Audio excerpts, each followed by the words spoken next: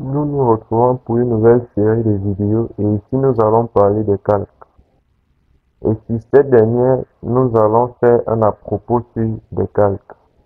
Je vais commencer par vous indiquer le chemin pour y accéder au calque. Pour y accéder au calque, nous avons deux possibilités. De venir sur la barre d'état qui se trouve juste en dessous ou alors venir sur le menu documentation ensuite sur calque. On vient là sur vue modèle à ce niveau. Bon, dans notre cas, nous allons simplement venir sur la barre d'état juste en bas et puis cliquer sur option calque. Ok, une fois cela fait, le calque sert à séparer des éléments. Les groupes d'éléments liés, comme par exemple les cotations, les mobiliers, les symboles électriques et ainsi de suite, sont placés sur des calques communs. Chaque élément ne peut appartenir qu'à un seul calque. Pour chaque calque, vous pouvez définir les réglages suivants. Verrouiller le calque, je vais prendre un exemple sur le calque. Verrouiller le calque, déverrouiller avec le petit cadenas. Afficher le calque ou le masquer avec cette petite œil qui est dessiné là. Activer le mode vue 3D ou le désactiver. Archicad est livré à un jeu de calque prédéfini déjà. Chaque outil est associé par défaut à un calque.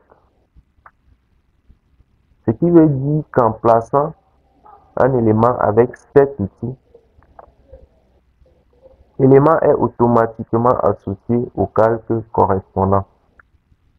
Par exemple, le mur extérieur, la structure dalle, la structure charpente et bien d'autres.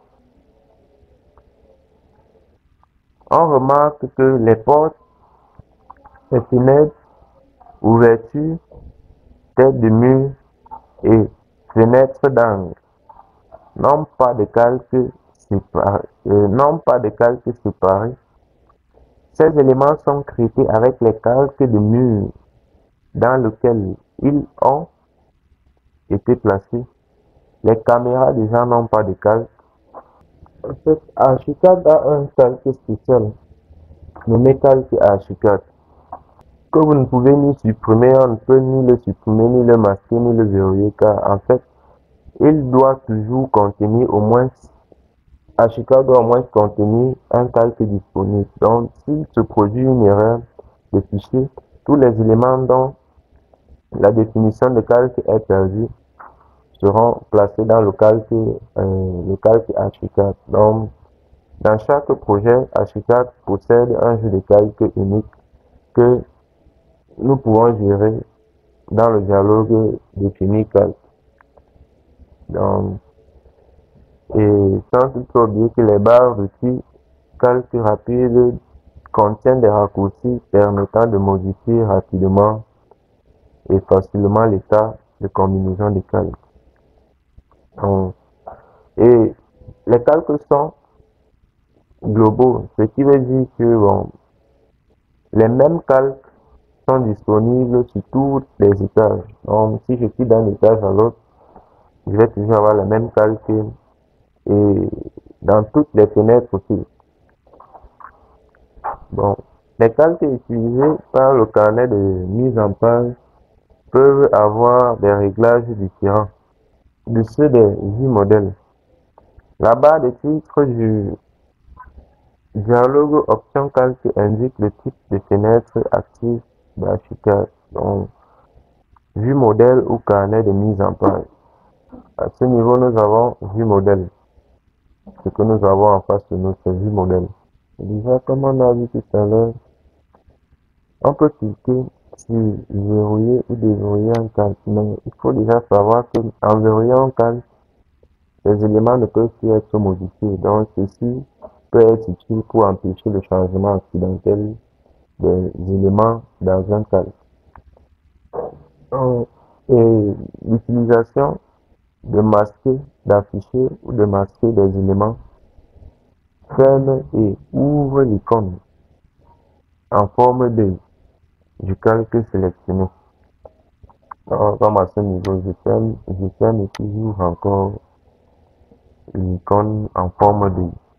Alors, les éléments du calque masqué ne sont pas affichés. Donc, si je désactive maintenant le trimure, sa fenêtre mur. Alors, il faut que j'explique un peu plus approfondi. Je vais chercher mur, ici, mur, extérieur, voilà. Et ici, j'ai verrouillé.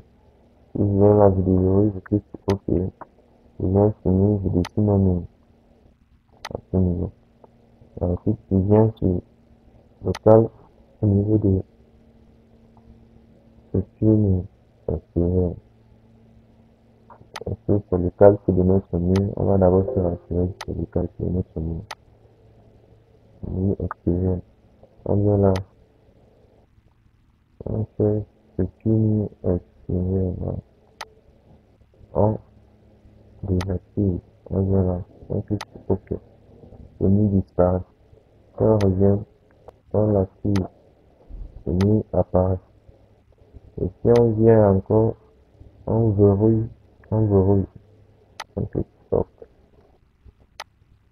Le mur n'est plus modifiable. On ne peut ni l'allonger, ni le rétrécir.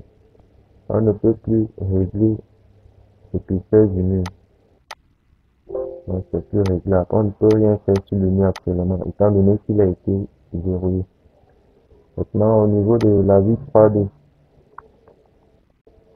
la vue 3D, la vue 3D, si je prends en 3 dimensions, vous allez constater que le mur n'est pas visible en 3D, en 3 dimensions. Je clique là,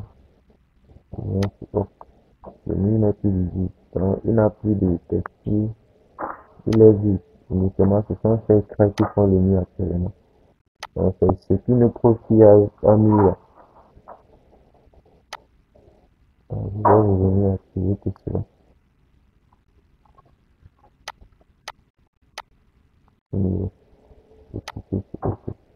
Ça réapparaît.